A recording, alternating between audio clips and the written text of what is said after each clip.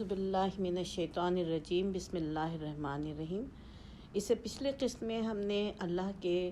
نافرمان بندوں کی پیشی کا حال جانا تھا، اور آج ایمان والوں کی پیشی کا حال دیکھتے ہیں۔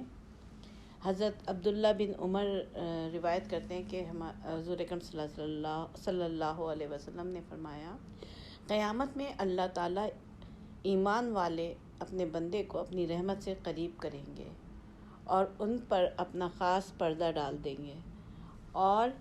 اس بندے سے پوچھیں گے، کیا تو پہچانتا ہے فلاں گناہ، کیا تمہیں یاد ہے کہ تم نے یہ گناہ کیے تھے؟ وہ عرض کرے گا، اے پروردگار، ہاں مجھے یاد ہے، یہاں تک کہ اللہ تعالیٰ اس کے سارے گناہوں کا اس سے اقرار کرا لیں گے، اور وہ اپنے جی میں خیال کرے گا، اب تو میں ہلاک ہو گیا۔ یعنی وہی اس کو خیال ہوگا کہ اب میرے اتنے گناہ ہیں،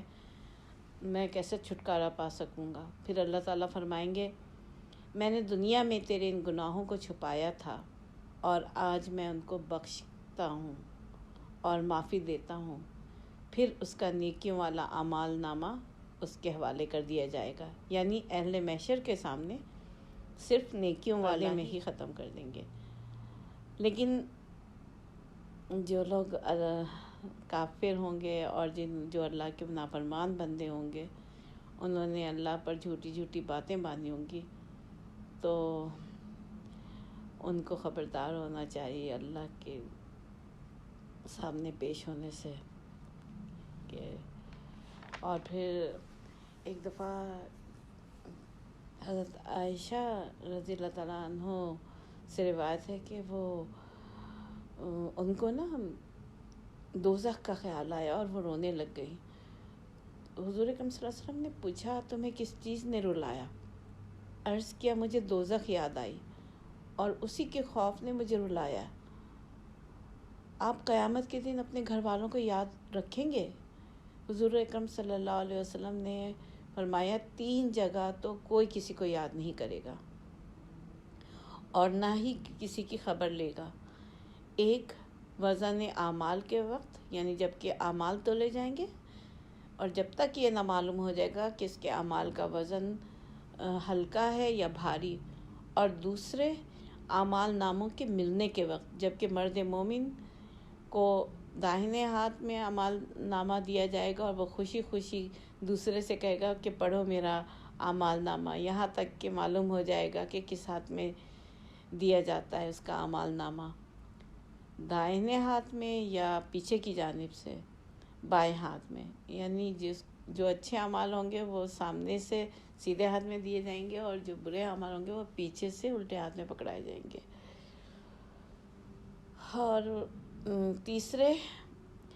پلسرات پر، جب کہ وہ رکھا جائے گا جہنم کے اوپر، پلسرات کو جہنم کے اوپر رکھا جائے گا اور حکم دیا جائے گا سب کو اس پر سے گزرنے کا۔ رسول اللہ صلی اللہ علیہ وسلم کی جواب کا حاصل یہ ہوا کہ یہ 3 وقت جو ہے نا،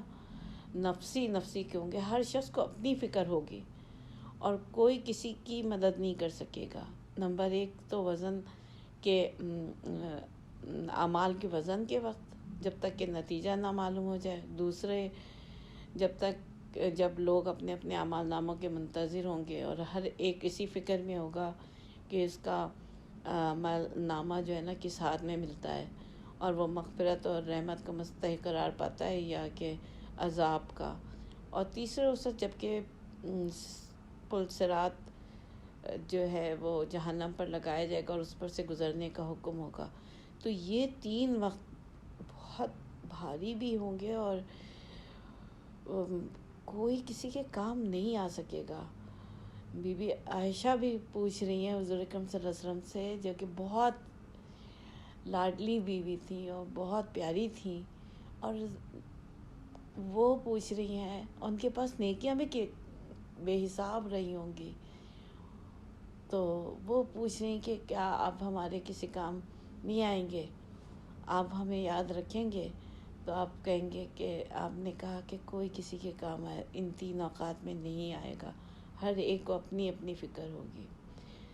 تو پھر اس کا مطلب یہ تھا کہ ہر شخص کو اپنی آخرت کی خود ہی فکر کرنی ہے، اور کوئی ایک کسی کے بھروسے پہ جو ہے نا بے پرواہ ہو کے نہ بیٹھ جائے کہ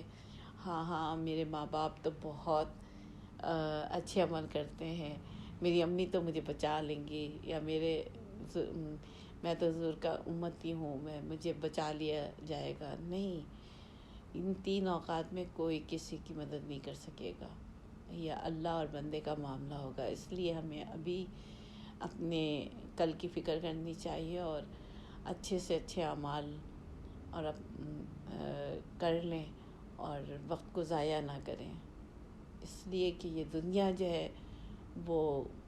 دل لگانے کی جگہ نہیں ہے۔ یہاں پہ ہم آخرت کی تیاری کرنے آئے ہیں، اچھی اعمال کر کے اور جنت کما لیں آج ہی۔ وآخر دعوانا ان الحمد للہ رب العالمین۔ اور اب دیکھتے ہیں کہ قیامت میں حقوق العباد کا انصاف کیسے ہوگا۔ حضرت عائشہ صدیقہ سے روایت ہے کہ ایک شخص رسول اللہ صلی اللہ علیہ وسلم کے خدمت میں حاضر ہوا، وہ آپ کے سامنے بیٹھ گیا، پھر عرض کی، یا رسول اللہ، میرے پاس کچھ غلام ہیں جن کی حالت یہ ہے کہ بعض اوقات وہ مجھ سے جھوٹ بولتے ہیں، میری چیزوں میں خیانتیں بھی کرتے ہیں، میری نافرمانی بھی کرتے ہیں، اور میں ان کی ان حرکتوں پر کبھی برا بھلا کہہ دیتا ہوں اور کبھی مارتا بھی ہوں، پس کیا حال ہوگا میرا قیامت کے دن ان کی وجہ سے؟ یعنی اللہ تعالیٰ میرا اور ان کا فیصلہ کس طرح فرمائیں گے؟ تو رسول اللہ صلی اللہ علیہ وسلم نے اس کے جواب میں فرمایا کہ تمہارے ان غلاموں نے تمہاری جو خیانت اور نافرمانی کی ہوگی، اور تم سے جو جھوٹ بولے ہوں گے، پھر تم نے ان کو جو سزائیں دی ہوں گی، قیامت کے دن ان سب کا پورا حساب کیا جائے گا۔ پس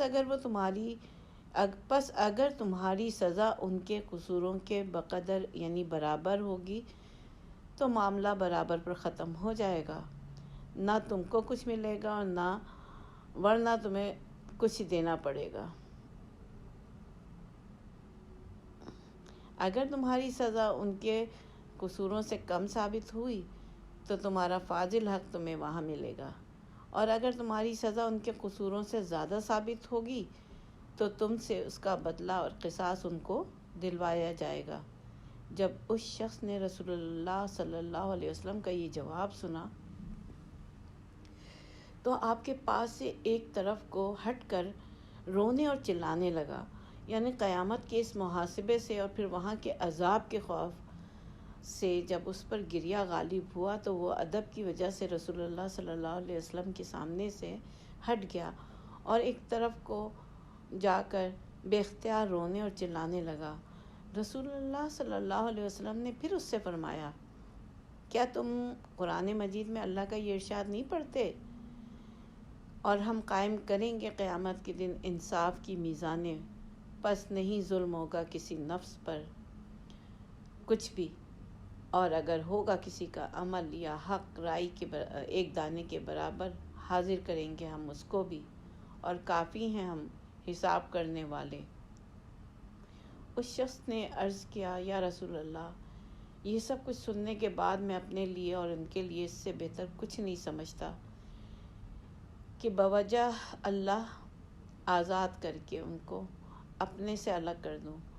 اور میں آپ کو گواہ کرتا ہوں کہ میں نے ان کو آزاد کر دیا، اب وہ آزاد ہیں۔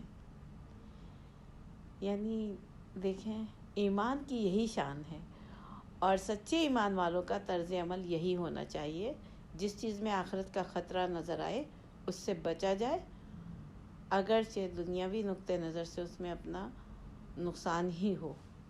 وآخر دعوانا ان الحمد للہ رب العالمین۔